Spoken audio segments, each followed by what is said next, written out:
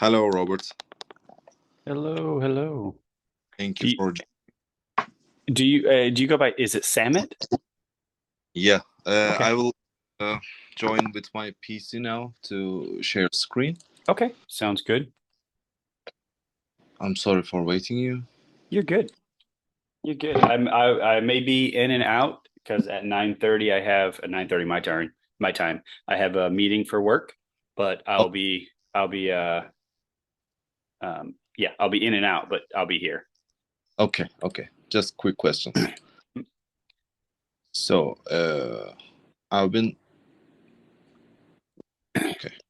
My screen on? Yes, it's on. Yes, there we go. I see it now. So yeah, I've been trying to strategy for a time now, but whatever I do, I just get stuck between the full capacity. Yep. Uh, Yep. So I you're stuck at full capacity, which Yeah, is big gap. is the gap is fine. So, and that's something that you'll have to, as you continue working through it, you'll realize even with a big gap, you'll still be able to manage stuff. So, like right now, where price is currently at, um, you could, and do you have, I was going to say, do you have the calculator? There we go. Um, so go ahead and put in your values in there because right now what is it? 5 lots on a buy that's in profit and you have 10 lot sell. So, yep. So here's how many pips are you in profit? It looks over it looks like a pretty good amount.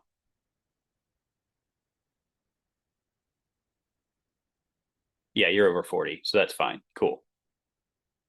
Yeah, you're well over 40. So are you doing a 20/40? Is that what you're doing?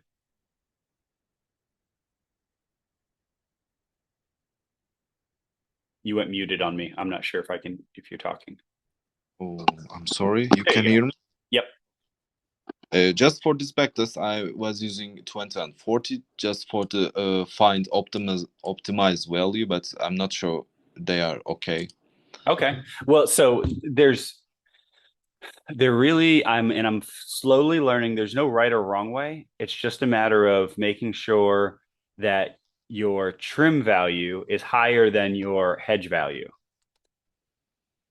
That way you can make sure that you're whittling down enough of the other positions that you're not occurring more risk than you plan, or at Mhm. least a lot more risk than you plan. So 20/40 is not bad.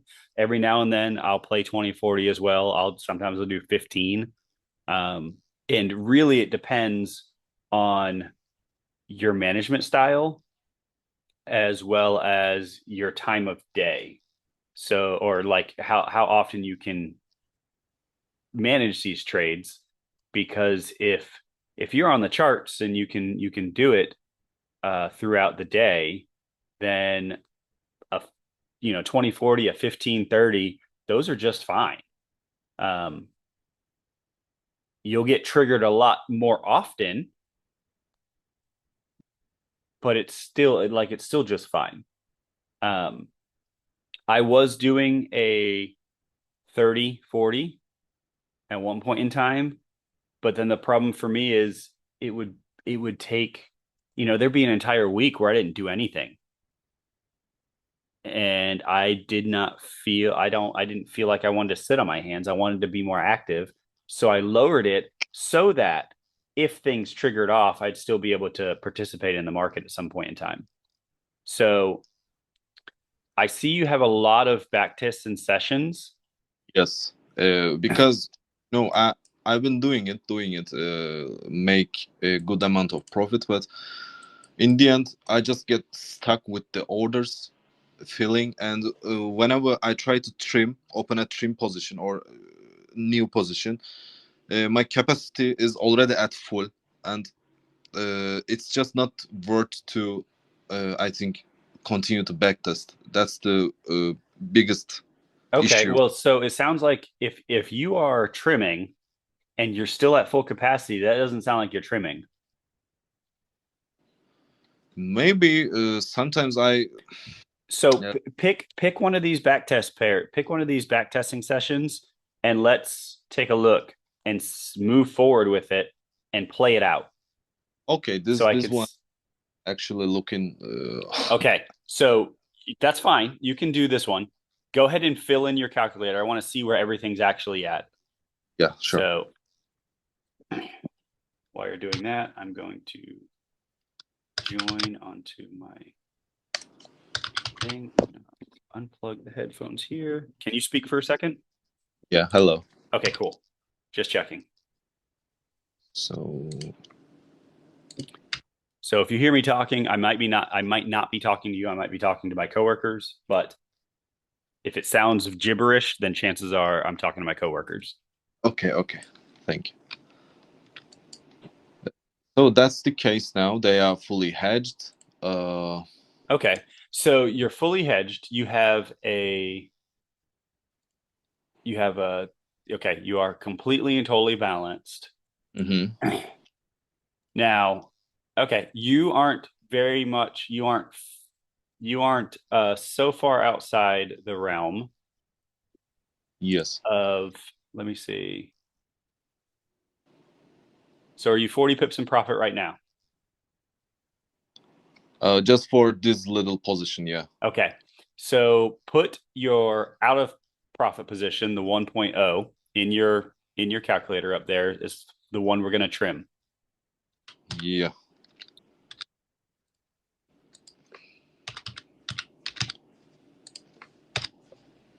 So, it feels like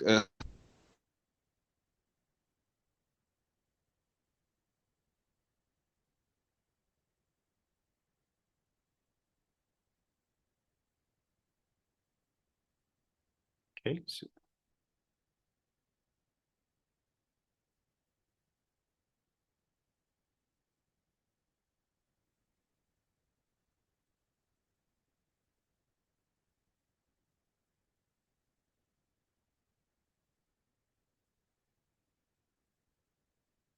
hello. okay. So So, hmm, now what would be your game plan? What would you be doing? actually, I don't know because I know I don't have any capacity. I'm stuck with these positions. I'm stuck with Okay. So it sounds like you don't squeeze.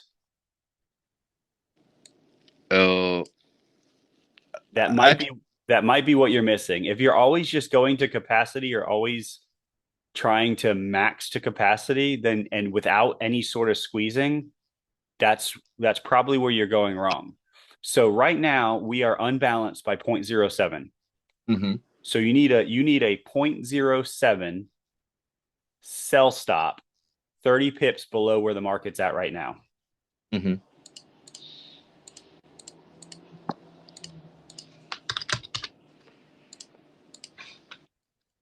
yeah, like this. Yep. And move forward Yep. and right? Yep. And so yeah, as price moves up, you slowly squeeze it. So do you think is there actually when to balance the hedge or when to balance the capacity, the optimized decision? So that's going to come with trial and error. Um, I will I will yeah, see this is working out really nicely. Once you're 30 pips away from that top position, okay, we got triggered. Cool. Cool.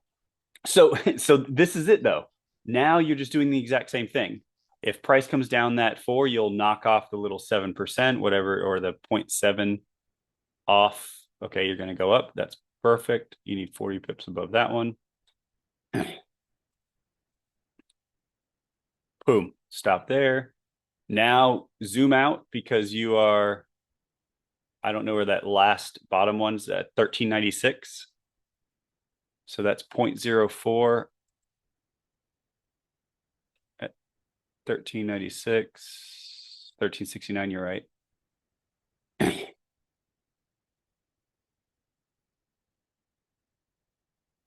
Yeah, what was you saying about think the optimized capacity or hedge? So I have not actually, no, let me back that up. I'm using right now, I'm currently using support and resistance Mm-hmm. for my position for knowing when to get in and get out and all this other stuff. As far as immediately hedging, when I know to immediately hedge versus not, I have not immediately hedged. The Oh. purpose around immediately hedging would be to cut down your risk. Because understand, if you do not immediately hedge, Mm-hmm. but you go to squeeze, you're exposing yourself, you're opening up yourself to a little bit more margin because price could move against you and finally ping yourself your stop. Mm-hmm. And so whatever it moved against you, you're incurring that. So if let's say like right now, if we look at the current position where you're at right now, you have one, two, three, you have four cells, one that is really, really far out there, that 0.31. So I mean that's a heavy hitter. Yeah, it's At your drawdown, you're looking at what, almost $2,000 in drawdown? Yeah. So you're looking at $2,000 in drawdown. Well, if you're not at all, if that was not what you were comfortable with and that's not what you planned for, then basically you shouldn't have been trying to squeeze. You should have trimmed and immediately hedged. And that mm, would have lessened that drawdown. Granted, you yeah, you have to lessen that drawdown until you get to a point where you're comfortable with squeezing. I see. Um, So yep. So did you hold on? You went immediately. I'm squeezing again the uh, Yeah, but full. you should not have been at a 1-0 because you weren't a full 1-0 in the above. Yeah, I was doing like, for example, this triggered. If this triggered, I will put a sell stop again to balance the both positions. And No, for no, example, no. Yeah, no, no, no, no. is it wrong? Yeah, Oh, you're always trying to balance the hedge for what it is, not what your capacity is. so what should I do now? So you're at 0.85, right? Hmm? So that's what you should be trying to balance, 0.85. Um, With a squeezing or immediate? well, I don't know where our last position closed and whether or not it would have triggered because your buy stop didn't trigger, right? No, it's not triggered. Okay, then go ahead and just you close that buy stop and fix it for 0.85. Okay. Oh, I was doing it wrong the whole time. So Which I mean, this is what backtesting's for to see how to do it. So here's what you're going to do. I will continue trimming and squeezing until I can get back enough on the side that it actually the next position makes a dent in it. So like I won't take like right now you have capacity for what 0.15, yeah, right? yes. 15. Like that's not worth it to me. That's not worth it until I can actually if I got closer to like 0.40, now that's worth it. But 0.15 is going to be so small of an amount that by the time I get into profit, 40 pips, you'd have to figure out what that is. I don't like 40 pips of 0.15 might be what, 100 something dollars, 100, $200, but $200 off of the the what is it? What is our farthest outside position? What is that out? It's 31. Right. So even when once you take your profit of what 0.15, so you're taking $15 Hmm. off of $120. You're now knocking off $100. What is 100? Go down to that. Was it so? Go ahead and put that loss in there, that 0.31 in your lots, and the negative 107. No, no, no. Up in the 1 2 Oh, section of B. Yep. Act like we're trimming it. yes. And you're So, going to put in for the apply, you're going to put in $100. Okay. That's not bad then. I guess a 9% close isn't that bad. But see, that's the key is it needs to be worth it. oh, I see. Because if it's not, and you end up closing out 10%, but then you go to try to squeeze it again and you expose yourself to more risk, you might have closed out $100, but exposed yourself to $300 worth of drawdown. And if you weren't planning for, like right now you're at 2000, I think we're at $2,000 worth of drawdown. If you weren't planning for $2,000 worth of drawdown and then you tack on another 300, like while it is very, very possible to get out of it 100%, you got to think about your whole psychology around this whole thing. Are you going to start like trying to do things weird because you're just so stuck on seeing that huge number right there that you didn't expect? Um, the other thing I want to throw out there is whenever you start a back testing session, you Hmm. should start with what you plan on starting with. Ooh, hold on one second. Let me answer my question for my work.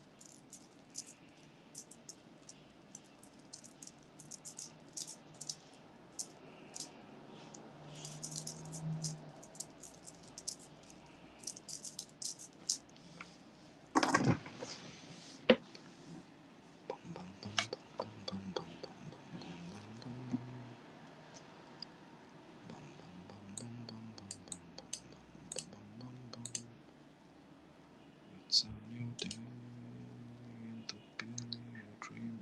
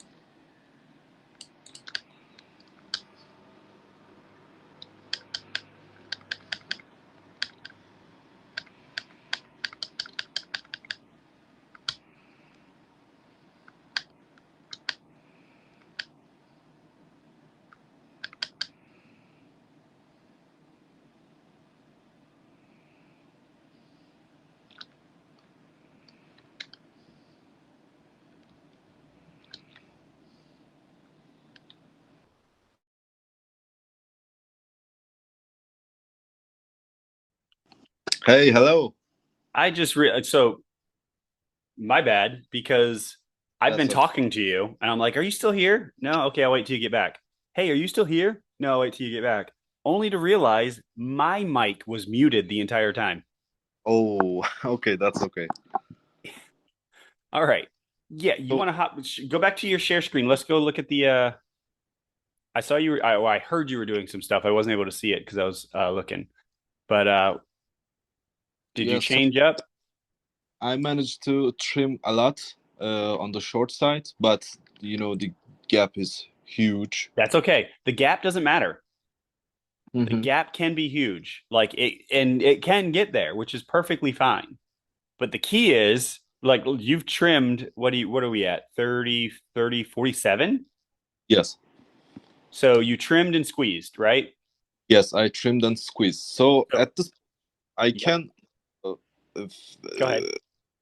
I can balance the capacity and sell 53 You or could yeah. Now that you're more than half of your capacity back, now you can do that because what that does is if it moves one way or the other, you're at such a high um, lot size now that you'll really start to whittle those ones that are down there, especially those two sevens. Those two sevens will be gone in a heartbeat. So the key here being though is like it's not it's not just random. It's not like okay, I'm going to just bounce to capacity right now. It's like let's look at the market. The market right now is in a push phase. yes. There's a high probability that if you were to put a sell stop above that, you're probably going to get triggered. Mm-hmm. So it's like if that's the case and you have nothing to the left, maybe like if you looked out on the daily or something or the weekly, and is there a support or resist or a resistance that you're getting ready to tap into? And the answer is no. It doesn't look like you're getting ready to tap into anything. I know. Maybe you could probably make the case that you are tapping a previous support and it should bounce from here, but it could go a little bit higher. And so you could completely balance now, see if price goes up. Or should I just do this, like place a full capacity buy stop here? Oh, wow. Okay. Here and squeeze it. So no, so you don't you're always balancing the hedge. You're never doing a full capacity buy stop. You would just do a balance. The only reason you do a full capacity buy stop is if you decided to sell 0.53 right now. Oh, okay. Then you would balance that to capacity because then you'd have a balanced hedge if everything went against you. But right Yeah, now, okay. yeah. So if you decided to sell, but hold on, because like we just established or we think the market's more likely to go up right now, correct? Mm-hmm. Based upon what it's doing? Or do you think it's going to go down? Or do you not know? I don't know. Okay. If you don't know, then you can just balance the hedge. So, I was doing it the whole time wrong because I was putting the full stop, buy stop or sell stop hedges. That's why I caught so much positions with And gaps. that's not I necessarily a take that's now. not necessarily a bad thing, except like once you get triggered for um is that a 0.53 sell? Mm-hmm. Okay. Once you get triggered for your buy stop, you've got to quickly come back in and put in 30 pips for a sell stop. Actually, if you get triggered for a buy stop, you've got to what are you doing? If you get triggered for a buy stop, you're putting in your sell 30 pips later as a No, I just short here and protect the all the previous hedges with the okay. buy stop. Is it wrong? It's um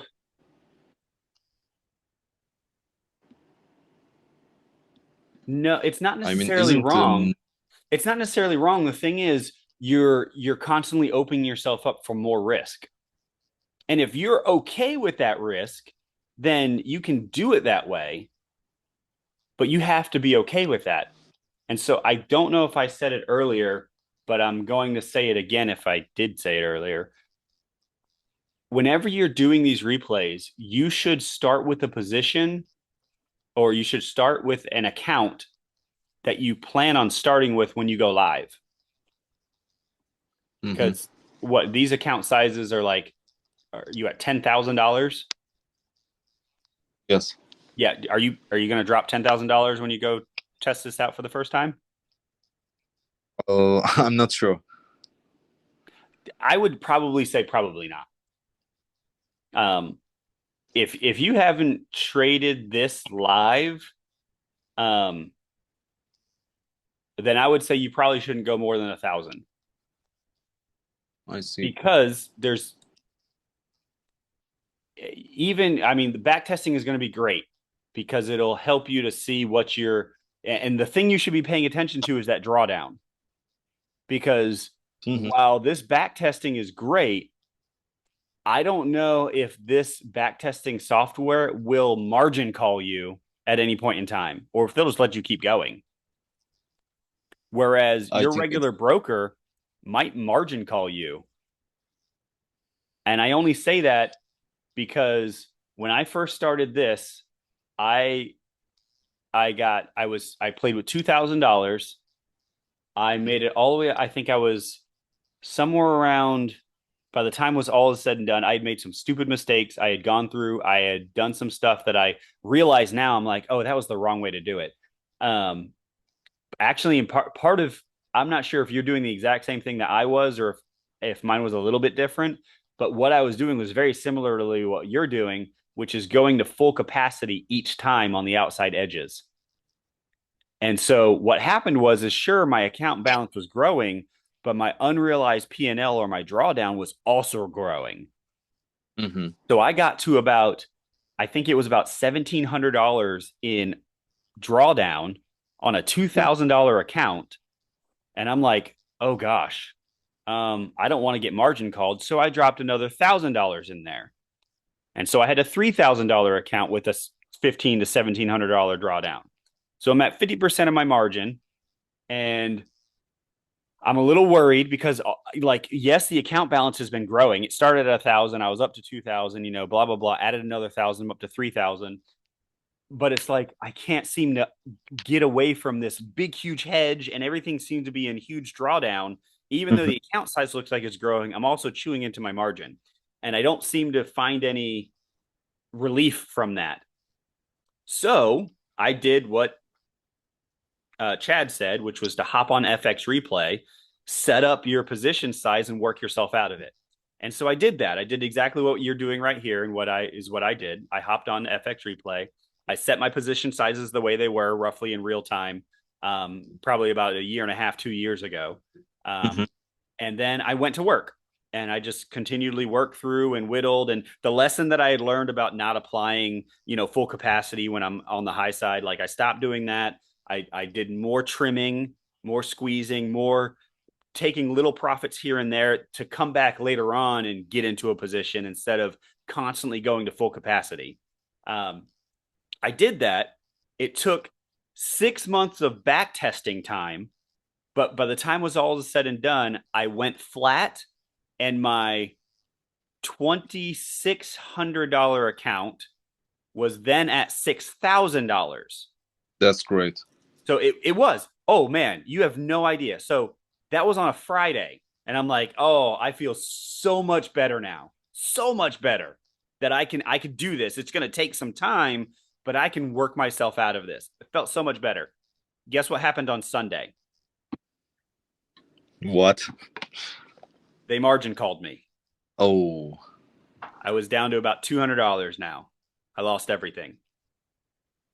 But I was so like, it didn't even like, it phased me a little bit. But that Monday, I put another $1,000 in an account and I went back to work. And I'm sitting at $2,700 right now. My floating drawdown, which is something that I'm trying to get you to understand, you need to know what your drawdown is because you need to know if it's number one, feasible, and if you're comfortable with it.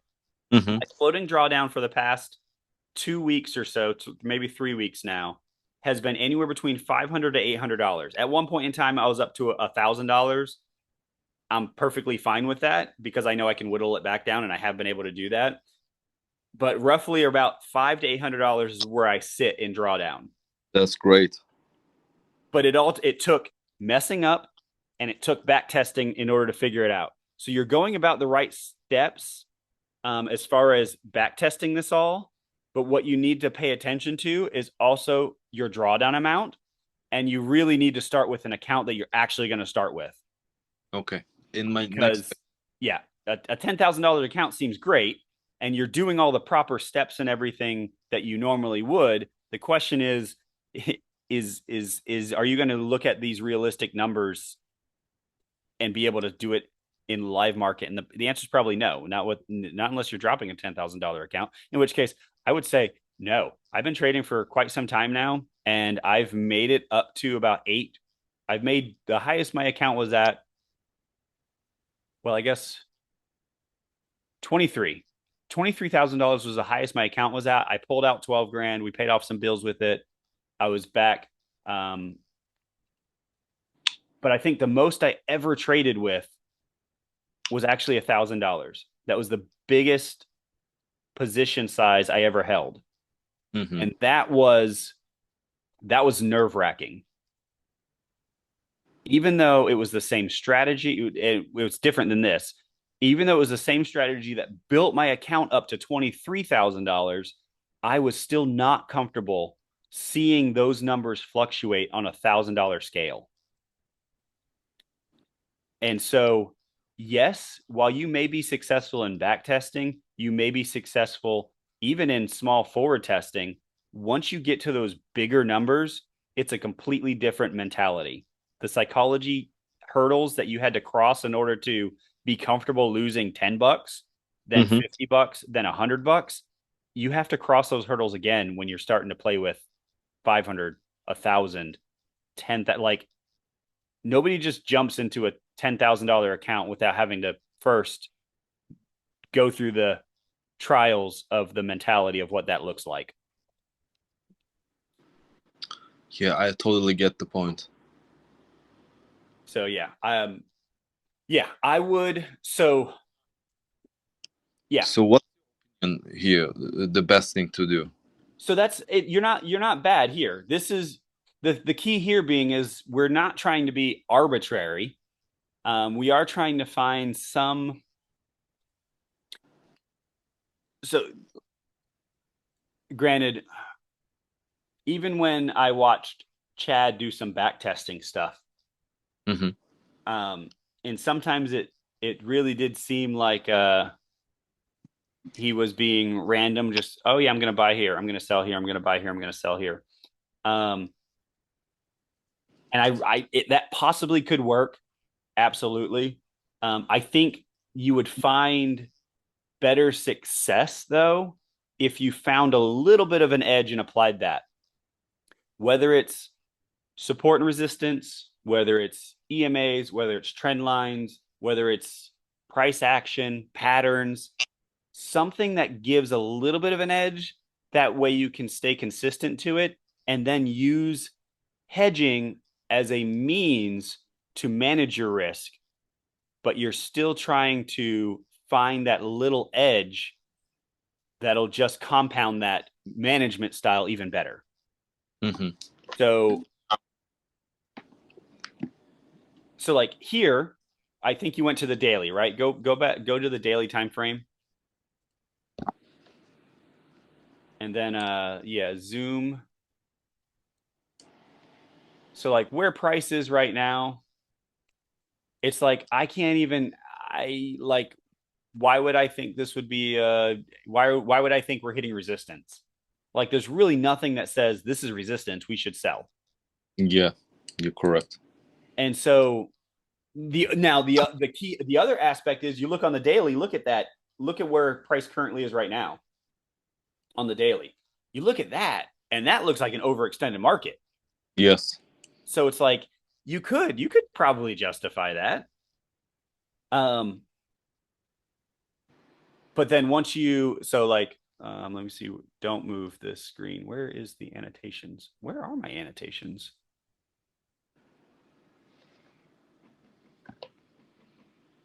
Where is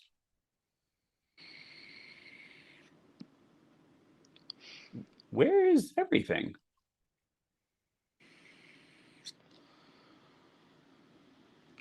Okay, I what in the world? Notes, drive, breakout, live streams. Okay, why don't I have any sort of annotations? Do you have annotations? Oh, annotations? Yeah, like you can draw on the screen. Like I'm not seeing Oh, anything. yeah, I can draw on the screen. Like, oh, on the Zoom, you mean? Yeah, Let me try. docs, notes, whiteboard, live stream. No, I can't see any toolbar too. That's interesting. Why would they get? They wouldn't have gotten rid of that. It's got to be a setting someplace. Okay. Um. No.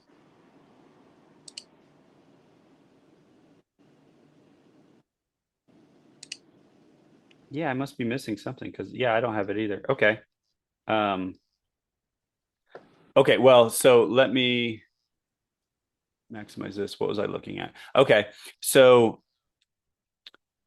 down near your 0.33 position, you see how you have those three pinnacles look like resistance? Yes. Like, so looking at things like that, if price was down there and you're like, what do I think price is going to do? I mean, more than likely bounce. Yeah. So it's like, if you were at that position right now, why would you sell when when the likelihood is it's going to bounce? So right now, yeah, you're probably fine at, I mean, overextended. You've had nothing but this long, huge push, real no big pullbacks. Um, yeah, do 0.53 and see where it goes. It's the key is we don't have to, even if it's wrong, the idea being we're going to work ourselves out of positions anyway and just slowly take profits along the way. So it's not that big of a deal that we have to be right, but we are trying to use a little bit of our intuition, or a little bit of our knowledge to try to find the highest probability of being right if we had to be right. Mm-hmm. Because all that's going to do is it's just going to excuse me, it's just going to make trading a little bit easier, but it doesn't necessarily mean it's the only way. So yeah, move this forward. Let's see what happens. Okay.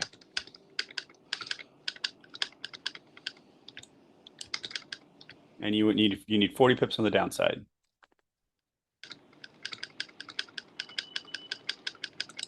Yeah, it's triggered my Okay. So cool. Now we just need 40 pips on the upside or the downside. And now we'll continue going. There, there. And so it's like we figured based upon just the outstretched market that at some point in time it should fall off. yeah. And there it is. Okay. So same thing. You're just going to start trimming the hedge now. So one lot at 9991.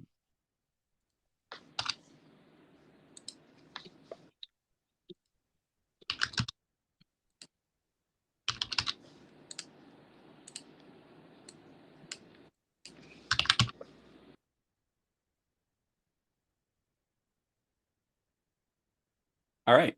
So you're off balance. You've got to get rid of that guy.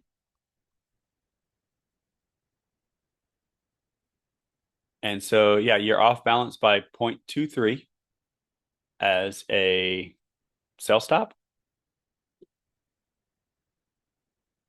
because now you're trying to squeeze.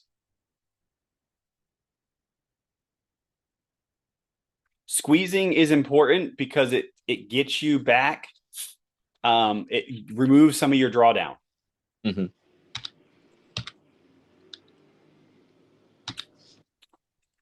But at the same time, it also sort of opens you up to a little bit more risk.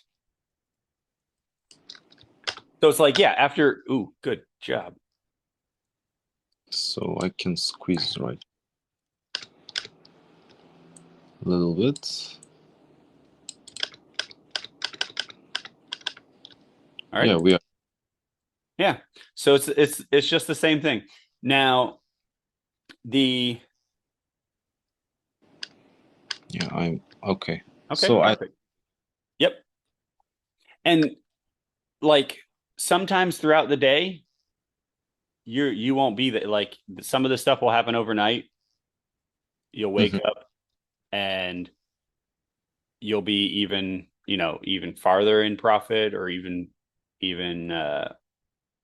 farther up within drawdown. Like maybe you woke up and it had jumped 50 other pips in the other direction, and then you get that nice squeeze, which sometimes that's a benefit because let's say if you were continuously monitoring it and it moved up 20 pips, you followed it and trailed behind it, but then it dropped down 40 and then shot up 70 pips. Well, if you were monitoring it, you would have been triggered in already. But because you went to bed, you didn't touch it. You left it where it was at, accepted that if it's going to get triggered, you're going to get triggered anyway. But all of a sudden you wake up and it's even farther than you would have been if you were monitoring it. So sometimes that works for you and sometimes that works against you. So one of the things that he talks about when he goes through on these back testing sessions is what time of day is it? For you, it's what time?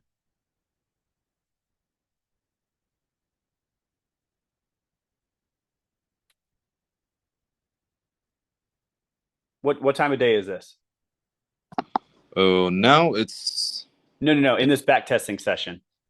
back testing. Now it's 80. Okay. Are you usually on the charts at this time? Yeah, usually, but Okay. I have to monitor them in my next backtest session. You know, I've been doing wrong things when I backtested, but after speaking with you, I feel like I clarify very much. Good. I mean, that's what it's all about. Yeah, and the last thing. So we wait one of them, right? One of them to hit. If this gap is getting big, we will inside the gap, build the hedge Correct. inside. Okay, okay, okay, okay. I'm starting to understand. Yep. Now, yeah, if the gap is big, which we did that. We did that. Oh no, we didn't. We didn't do that yet. But if the hedge is big enough, because what you want to be able to do is still not be so close to the outside borders Hmm. that you're encroaching on it. So that's a nice one.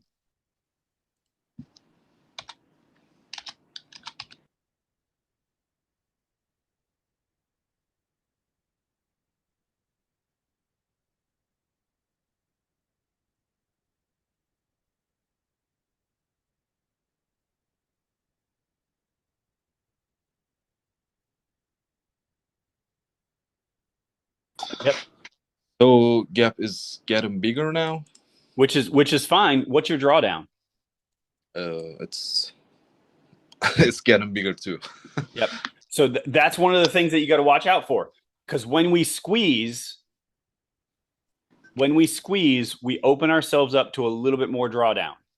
Hmm. Now, being on the inside of the hedge is not is not as bad as working the outside of the hedge because being on the inside of the hedge, we only open ourselves up to the drawdown of the current position that we're in Hmm. because we actually get to close the drawdown of another position. So it's actually a little bit easier as far on your drawdown when you're working the inside than when you're trimming from the outside. But your trims This is where like you're having, what are you taking? Um, so for me, I don't take a fixed number profit Oh, so because, profits at support and resistance zones. say it again. You take profits or at support and resistance zones, right? Um, Not necessarily. I'll use support resistance as my target sometimes. I'll definitely do 40. I'll still do 40 pips because that's a good um depending on the pair, that's a good position. If it's pushed 40 pips, there's a high probability that it's going to retrace a little bit. And that's what I want to catch. That's where I want to squeeze that. Um, but like right there on your lot calculator, it says 0.33 lots, you're going to keep $33. Well, for for the way that Chad did it with units and through Oanda, you could really micromanage that $33 because you can micromanage your units. When you're trading lots, it's harder. Yes, it's harder. And so for me, when I take profit, so like if let's say what is your buy at your Here. upside is 0.59. So 0.59, let's say your 0.59 stayed there, your 0.33, let's say your 0.33 got into profit. Let's ignore the other two that are down below. Mm-hmm. All right, your 0.33 got into profit. Maybe Mm-hmm. let's say it got into $1,000 profit. All right, I'm going to keep whatever value is of a 0.01. So I'll close 0.33, and if that's $1,000, but then the other one's in $1,200 of drawdown, and I go to close 0.32 of that position, and it's $1,000, I'll close 0.31. That's 930 or 970. I'll keep $30. Oh, I see. So my profit, the keep portion changes based upon whichever positions where. I close it, I trim with just enough that I take a little bit of profit, but I still get to close majority of the other position. So I'm not taking, I can't even say that I'm averaging 10% or 3%. Um, let's say, let me open up the last time I trimmed something. Actually, I'm pretty close to trimming something now.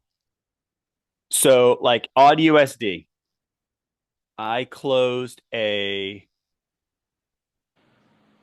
was in two positions. I closed a 0.23 buy Mm-hmm. and it wiped out my 0.10 buy that was in drawdown. So I got to trim from the same side because I didn't have any sells. So I completely went flat and I made $4.87. Even though the total position size was $45, the other position was $38. So I closed with just enough to make a little bit of profit. I see. Um, this puts a little bit in my pocket, but it also helps keep my drawdown low. Because if you put too much in your pocket, you're Mm-hmm. leaving the drawdown on the table. Yes. So that right now your calculator is probably set up. It's set up in the way that it's uh like 100 times your lot size. 0.33 times 100 is $33. So that's how the calculator's set up. But Mm-hmm. you could narrow that down a little bit where you're not taking so much. It's actually a better thing to do. Less profits, but less drawdowns. Yeah, it can be. It can be. I mean, you'll grow an account slowly. What you've got to watch out for when you trade, there's about three things you got to watch out for. You got to watch out for spreads. Hmm. Spreads are going to eat into your profit.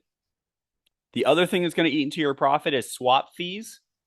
So when you hold a position over the 5 o'clock p.m. Eastern Standard Time, Hmm. that you get charged a swap fee, and then you've got to overcome commissions as well. So like on that on that odd USD trade that I was talking about, I lost, it looks about $53 or 53 cents, a dollar and 10. I lost about $1.70, $1.80 in swap and commission fees from my profits.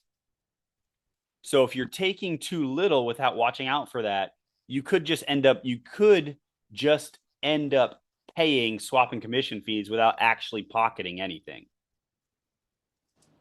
So the position sizes do have to be, or your keep has to be big enough to overcome those fees as Mm-hmm. well as put something in your pocket, which is where if you're trading with too small of a account size, you may never ever reach that because 0.01 is the smallest you can close.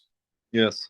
And if your 0.01 doesn't even cover your fees and swaps, that's coming out of your account. That's not even coming out of your profits. So starting with something like $1,000 is still viable enough that you can make a difference in trading and cover those fees and still make a profit. So, like I said, I did it with $1,000. My account is currently, at least my equity balance is $2,213. My balance is $2,700. I'm in $500 of drawdown. And I'm completely hedged. So I'm like outside of swaps and fees that are stacking up and racking up, I'm not going to lose anything more. Oh. But one of the things that I've done is I went through all the Forex pairs and I found the ones that have the lowest swap fees. Mm-hmm. And those are the ones that I trade. I know that, what's his name? Chad, he was trading USD CAD.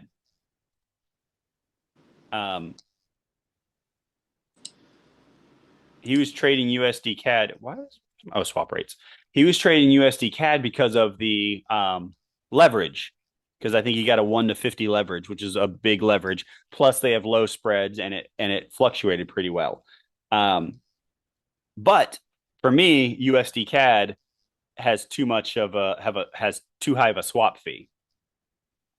And since my positions are more than likely to hold out over that swap time, I don't want that eaten into my profits because that's where it first started happening. I traded GJ because that was fun.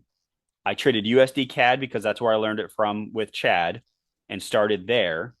And then I trade a few others and I was doing well, except I realized a lot of my profits was being eaten up by swap fees. And so I had to look into that. And it's like, okay, I need something different. And so I'm trading mostly NZD and odd, Mm-hmm. with a But few other. isn't spreads a little bit higher? No, the spreads I'm averaging about zero point 0.6 to zero point 0.2 Oh, that's great. of spreads. I'm also with an unregulated broker. So Which I'm trading with CoinX. Coinex? Okay. Yep. Um, I've done pretty well with and with them you can hedge on the same account. You don't need separate accounts. Well, So, yeah. Robert, very much for your time. I really appreciate it, and I don't know how to thank you, but you really clarified the point of errors in my head. Oh, good stuff. Ah, keep it going. You look like I see what you're doing and you're doing it right. There are just some key things you got to watch out for. And the thing you have to pay attention to is that drawdown. Because it does no good to build up an account, but the drawdown wipes you out. Because that's what will happen. You'll get margin called. Mm. And I'm not sure that you get to see that in back testing. And so you have to know what that looks like. And so if you get close to what your margin is, the only thing you can do is really trim at that point in time. You have to be very, very careful about squeezing, um, because squeezing opens you up to a little bit more risk. And so if all you have to do until you get your margin down is trim, trim, trim, then you trim, trim, trim until you get enough back on the table that you can actually come back into the markets and hopefully get a clean trade. But you need to know what your cost of doing business is. You need to know what your drawdown is. And that may come through back testing, that may come through trial and error.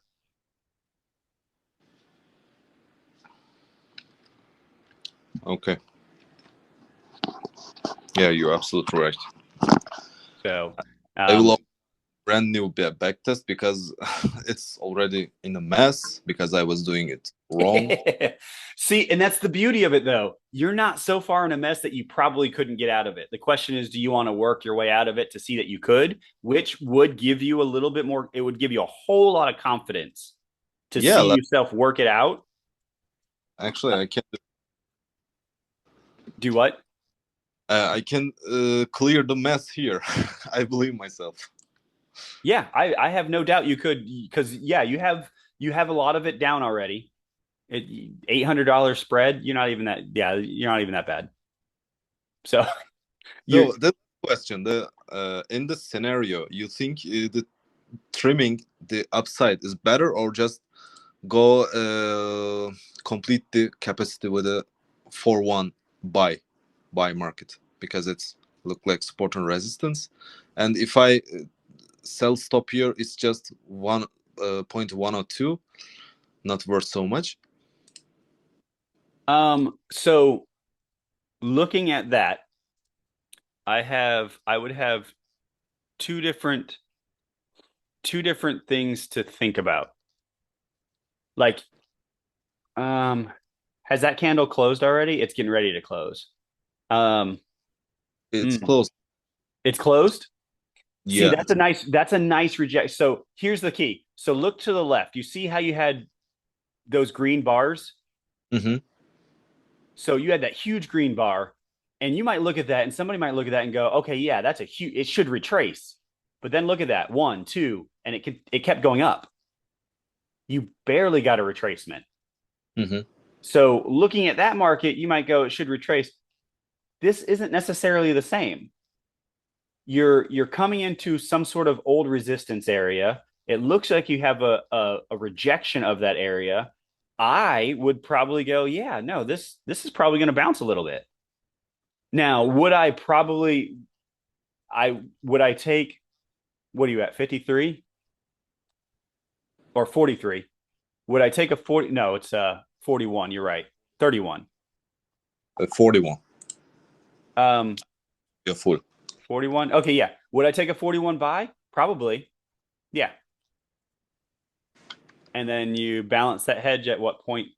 Well, you got to balance it. So we are 53. Yeah. And so here's the beauty of that. The beauty of this is those are still significant position sizes. yes. That's what you're trying to get to. You're trying to get to significant position sizes that will make a difference on those outside trims. If you're just playing with a 0.07 and a 0.12, like those are so small that by the time you close it out and try to trim, you'll trim maybe 0.02 on the outside Not and worth. expose yourself to more risk when you finally open it up again. And it's like, no, just either trim if you found yourself at this 800 pips apart, but you're still at huge lot sizes on either side and you have no margin left. At that point in time, you have to ask yourself the question, can I put more money in this account so I can trade a little bit more? I don't want the this situation. And you probably won't get to this situation because I want to say that you only got to this situation because you kept going full margin every time you went to the outside. Oh, and there was the ping. Yeah. So it's like, even then, yeah. So it's like, that's not bad. Yeah, that's okay. We just Yep. So you're at 157 there. You're at 441 on the bottom. So you trim that off.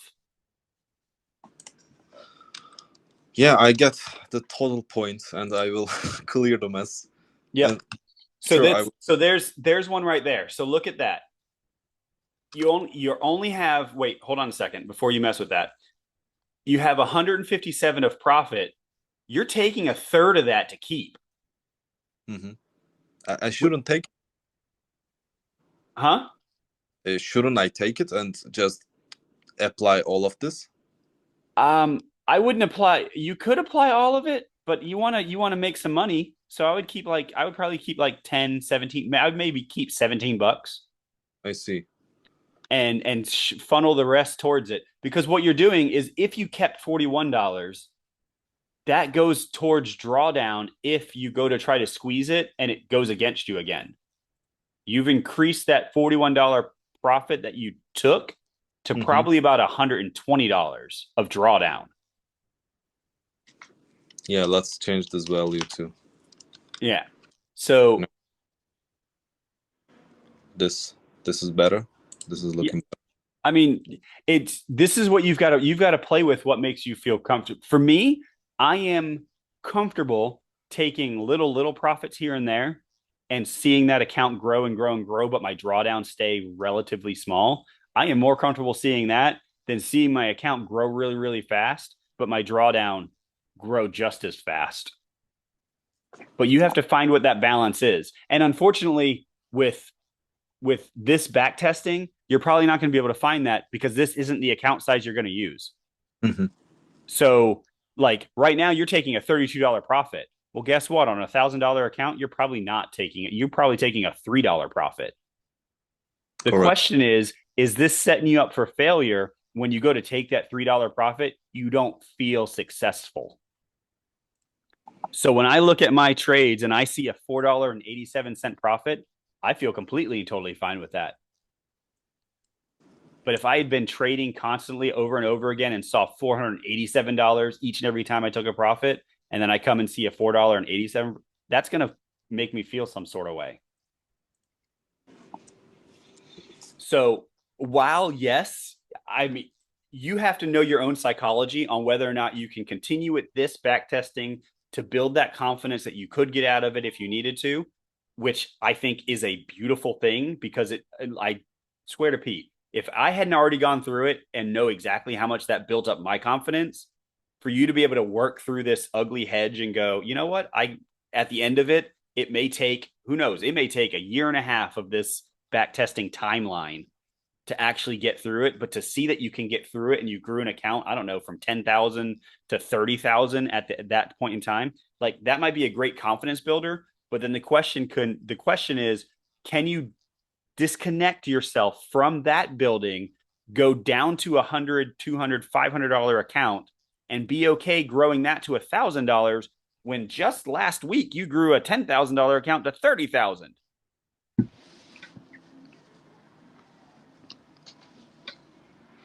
That's a mental game you're going to have to know whether or not you can handle. Yeah, those are wise words.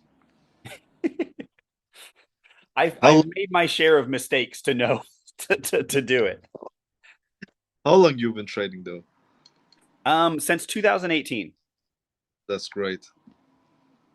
So I've been trading since 2018. I would probably say I was profitable probably about, I don't know, a year and a half ago, 2 years ago. I was profitable.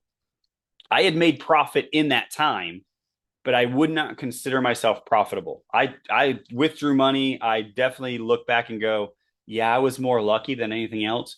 Now I'm profitable. It's just a matter of, can I build up an account enough that I can take over? Right now, I'm just trying to take over a bill. So before I was able to build up accounts and then withdraw money and pay Mhm. off stuff. But I haven't found a way to consistently build up an account enough where I feel comfortable enough taking out money of that account while still being able to grow it, which is why I found this method of pulling out profits each and every, transaction. And if I can get to account to a big enough size where pulling out profits can be consistent enough where, yeah, maybe every month or so I can pull out $300 and, pay the electric bill, still grow the account, pay the electric bill, then just take on another bill, maybe 6 or 8 months down the line. Yeah, that's And, enough. yeah. And that's, it's the slow game. And we don't generally like the slow game or want the slow game, but that's what it is. We have to play it.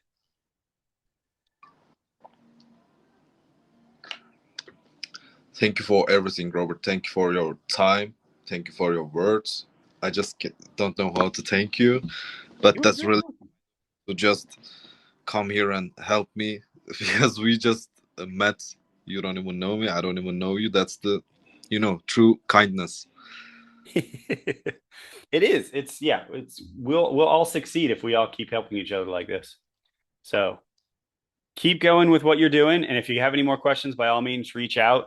Um, like I think I mentioned, but the Discord's not meant to stay in. So I mean, if you want to leave it, and that way you're not distracted by anything that's going on there, you can. I would recommend leaving it. Stick with what you're already doing. Don't get distracted by everybody else who's doing what they're doing, because all it's going to do is either confuse or make you feel really bad about your own progress. Yeah, I actually work in a trading industry, so I have a lot of distractions. But Oh, geez. but that's okay. I just focus on myself out of the work There you go. space. If you can do that, then you're good to go. Some people cannot do that. So Okay, thank you. you're very welcome. Take it easy, Sept. Thank you. Have a great one. All right, Nice you to meet too. Bye. you. Bye.